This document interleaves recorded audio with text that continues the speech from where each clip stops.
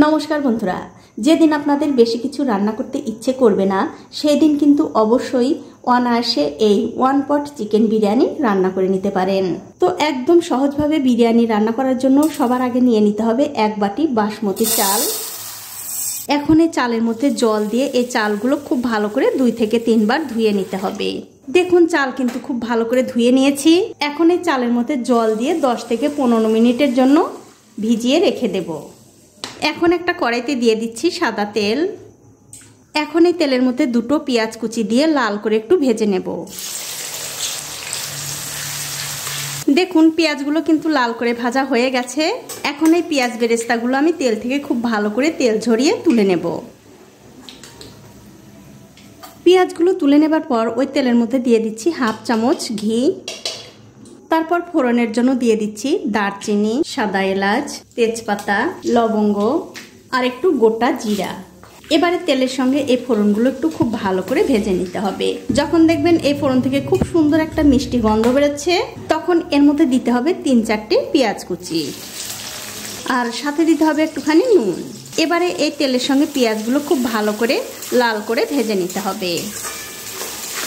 দেখুন পেঁয়াজগুলো কিন্তু লাল করে ভেজে নিয়েছি। এখন আমি এর মধ্যে দিয়ে দিচ্ছি আদা, রসুন আর কাঁচা লঙ্কা বাটা। এবারে মশলার বাটিটা ধুয়ে সামান্য একটু জল দিয়ে দেব যাতে এই মশলাটা কষানোর সময় পুড়ে না যায়। দেখুন 3-4 মিনিট সময় ধরে এই মশলা কিন্তু আমি খুব ভালো করে কষিয়ে নিয়েছি। দেখতেই পাচ্ছেন মশলা থেকে কিন্তু তেল ছাড়তে শুরু করেছে। এখন আমি এর মধ্যে দিয়ে দিচ্ছি কিছু গুঁড়ো মশলা। এখানে আছে জিরার গুঁড়ো, ধনিয়ার গুঁড়ো, হলুদের গুঁড়ো আর লঙ্কার গুঁড়ো। এবারে সব কিছু মিশিয়ে এই মশলার সঙ্গে আবারও খুব ভালো করে কষিয়ে নিতে হবে। তবে বন্ধুরা মশলা কষানোর সময় যদি নিচে লেগে যায় তাহলে কিন্তু অবশ্যই একটুখানি জল দিয়ে এই মশলাটা আবারও খুব ভালো করে কষিয়ে নিতে পারেন। দেখুন এই মশলাটা কিন্তু আমি আবারও 3 থেকে 4 মিনিট খুব ভালো করে কষিয়ে নিয়েছি। এখন আমি এর মধ্যে দিয়ে দিচ্ছি আগে থেকে ধুয়ে রাখা চিকেন আর তার সাথে দিয়ে দিচ্ছি স্বাদ মতো নুন। এবারে গ্যাসের ফ্লেমটা মিডিয়ামে রেখে এই চিকেনটা মশলার সঙ্গে আবারও খুব ভালো করে কষিয়ে নিতে হবে। দেখুন একটা ঢাকা দিয়ে এই চিকেন কিন্তু আমি 7 থেকে 8 মিনিট খুব ভালো করে কষিয়ে নিয়েছি। দেখতেই পাচ্ছেন চিকেন কষা কিন্তু হয়ে গেছে। এখন আমি এর মধ্যে দিয়ে দেব আগে থেকে ভিজিয়ে রাখা সেই চাল। চালগুলো দিয়ে দেওয়ার পর এই মাংসের সঙ্গে খুব ভালো করে মিশিয়ে দিতে হবে। মিশিয়ে দিয়ে 1 থেকে 2 মিনিট একটু রান্না করতে হবে। দেখুন চালগুলো দিয়ে 1 মিনিট মতো এই মাংসের সঙ্গে আমি চালগুলো একটু রান্না করে নিয়েছি। এখন আমি এর মধ্যে দিয়ে দেব 2 বাটি গরম জল। যেহেতু আমি এই বাটিরই 1 বাটি চাল নিয়েছি তার জন্য কিন্তু এর মধ্যে 2 বাটি গরম জল দিয়ে দিলাম। এবারে সব কিছু মিশিয়ে দিয়ে গ্যাসের ফ্লেমটা মিডিয়াম টু হাই রেখে একটা ঢাকা দিয়ে 5 মিনিট এই অবস্থায় রেখে দেব।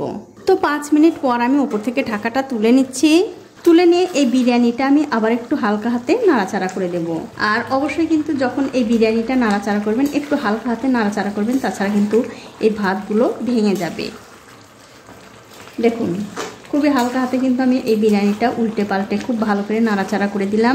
এবারে গ্যাসের ফ্লেমটা লো টু মিডিয়ামে রেখে আবারও ঢাকা দিয়ে 5 থেকে 7 মিনিট রান্না হতে দেব। তো 5 মিনিট পর আমি আবার উপর থেকে ঢাকাটা তুলে নিচ্ছি।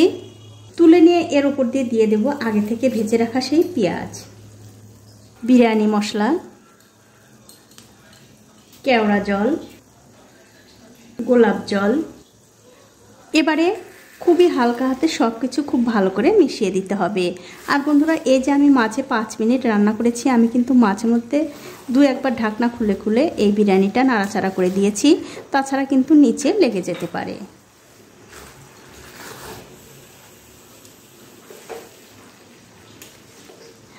আর আমার এই ভিডিওটা যে যেখান থেকেই দেখুন না কেন অবশ্যই কিন্তু আমাকে একটু কমেন্ট করে জানাবেন আপনাদের এই রেসিপিটা কেমন লেগেছে। দেখুন খুবই হালকা হাতে কিন্তু আমি একটু নাড়াচাড়া করে দিলাম। এবারে গ্যাসের ফ্লেমটা লো টু মিডিয়ামে রেখেই কিন্তু আবারও ঢাকা দিয়ে আরও কিছুক্ষণ রান্না করে নিতে হবে। দেখুন আবারও ঠিক 5 মিনিট পর আমি উপর থেকে ঢাকাটা তুলে নিচ্ছি। তুলে নিয়ে এর মধ্যে সবশেষে দিয়ে দেবো একটু গরম মশলার গুঁড়ো আর সামান্য একটু ঘি। তারপর সব কিছু মিশিয়ে আবারও একটু ভালো করে রান্না করে নিতে হবে। আর বন্ধুরা এই চালগুলো যতক্ষণ না ভালোভাবে সেদ্ধ হচ্ছে ততক্ষণ কিন্তু রান্না করতে হবে। দেখুন চালগুলো কিন্তু কত সুন্দরভাবে সেদ্ধ হয়ে গেছে, একদম গলেও যায়নি আবার একদম শক্তও নেই। আর দেখতেই পাচ্ছেন কতটা সুন্দর, কিন্তু একদম ঝরঝরেও হয়ে গেছে। তো দেখুন সব কিছু কিন্তু আমি খুব ভালো করে মিশিয়ে দিয়েছি। এবারে গ্যাসের ফ্লেমটা বন্ধ করে দিয়ে আপনাদের একটু পরিবেশন করেও দেখাচ্ছি। দেখুন কতটা সুন্দর হয়েছে। আপনারা কিন্তু অনায়াসে কোনো রকম ঝামেলা ছাড়া এই চিকেন বিরিয়ানি রান্না করে খেতে পারেন।